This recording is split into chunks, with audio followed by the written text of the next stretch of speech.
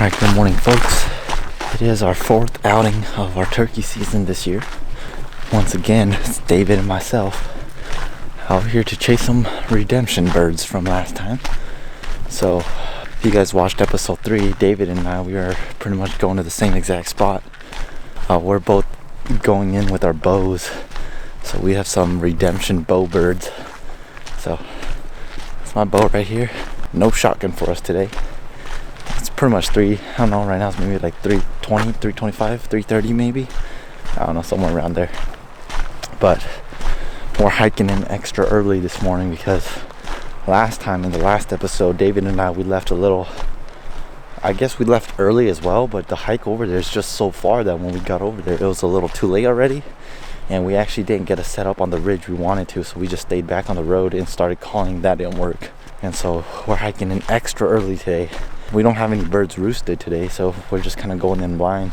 Normally these birds are roosted just right on this ridge right here, which isn't that far from the car or the truck. The thing with them is as they get hunted and they get pressured, pretty much they just slowly start moving back into this public property here.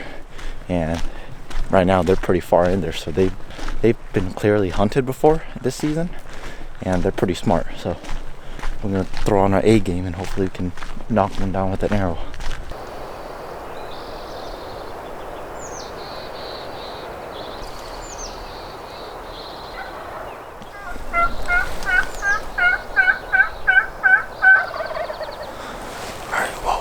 I think we got 2 different gobblers right up this ridge.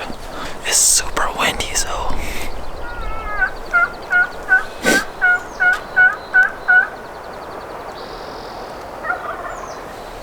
there might be 3.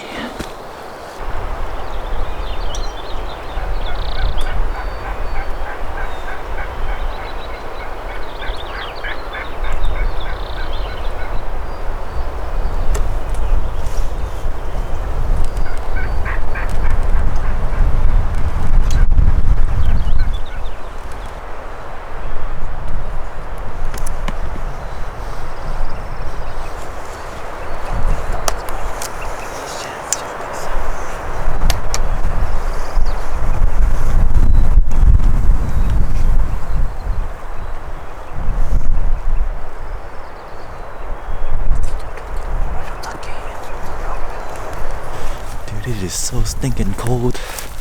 We stood up, we looked up the ridge. There's this bull elk just feeding. We're like, what the heck? And we're like, dude, since we have our bows, let's just practice stalk. We didn't even get to start stalking. He already busted us. That's how good of a stalker we are. It's a shed bull. Looks like a pretty neat, decent bull too. It's the first time I've seen elk here.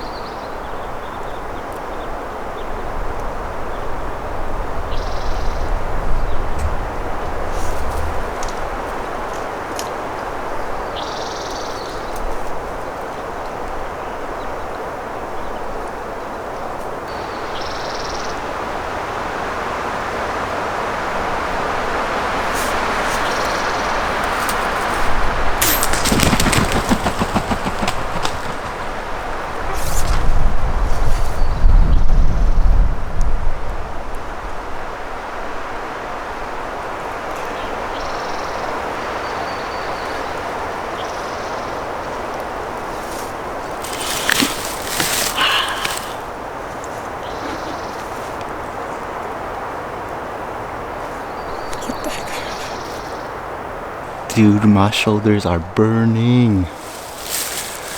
Dude, that was like the perfect setup.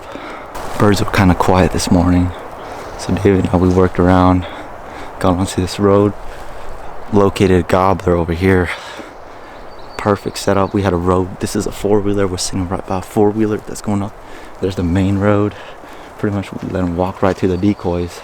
We're 0-3 for turkeys with the bow. Dude, I was at full draw for so long. I drew when he was over here, and then he took forever just to pop out. I didn't even see him. David saw him because David was sitting on that side, so he had the angle. And I first saw him right here. He kind of saw me, I think, because he let down his fan. He kind of poked his head up, and then right at that time, David was trying to break some branches. I was like, dude, don't do anything. I see him right there. And then I think he kind of got suspicious, and then he took a while to get right here. I don't know what he did, but then after that, he just kind of went back, kind of strutted, just drummed around, and David got a shot off. I don't know. Dude, that adrenaline was so crazy. I was shaking so bad with the bow. There was a couple of times where I almost let down with the bow because I was shaking so bad. And plus, I was kind of angled like this, so my right arm, like, the blood flow just wasn't getting there. So it was starting to numb out. But, huh? How'd you miss that? That's like 12 yards. The heck, dude? Did he see you? Did he see you? Did you get footage? Should have waited until I let him come out for me too. Good thing is, it's a clean miss. Bad thing is, that should have been a dead turkey, 100%. So here's how we set up. So there's our decoys right here, and if you look down the road, if he popped out way over there, he pretty much had line sight to the decoys. So the moment he popped out over there, he already saw the decoys. That was our setup. That's exactly what happened. He came drumming and spitting up the road, and I was sitting right here on this side of the road. David was sitting on this side of the road, so David had the angle first, and he was right here when David shot him. You guys can see this is the arrow right there, and David hit this little, I don't know, bump of dirt, and then he just took off that way. No excuses. That should have been a dead bird. We're 0-1 today. Oh well, we'll go find another bird. Once again, birds have been pretty quiet, and just kind of been walking around. So a lot of times when turkeys aren't vocal, the best thing you can do is just pay attention to the sign. So right down here on this road right here, you can see right here, that's where he's been strutting. There's a strutter here, and these lines right here are just basically his wings scraping the ground when he's strutting around and just moving around. So we know there's a strutter here, and if you look closely, you can actually see his footprint. So they're around here somewhere. We just gotta make sure we get close, and hopefully he starts talking and call him right up again.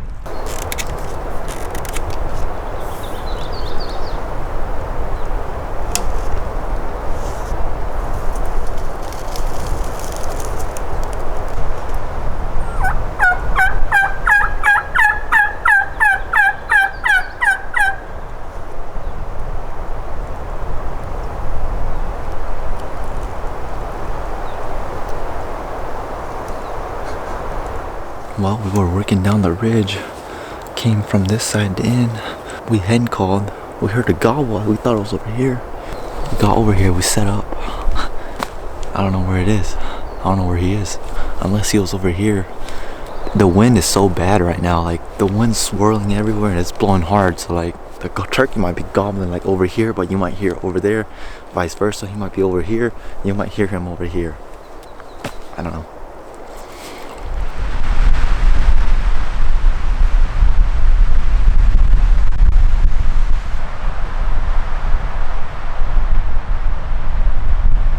You guys see this mountain right there? We were all on that mountain.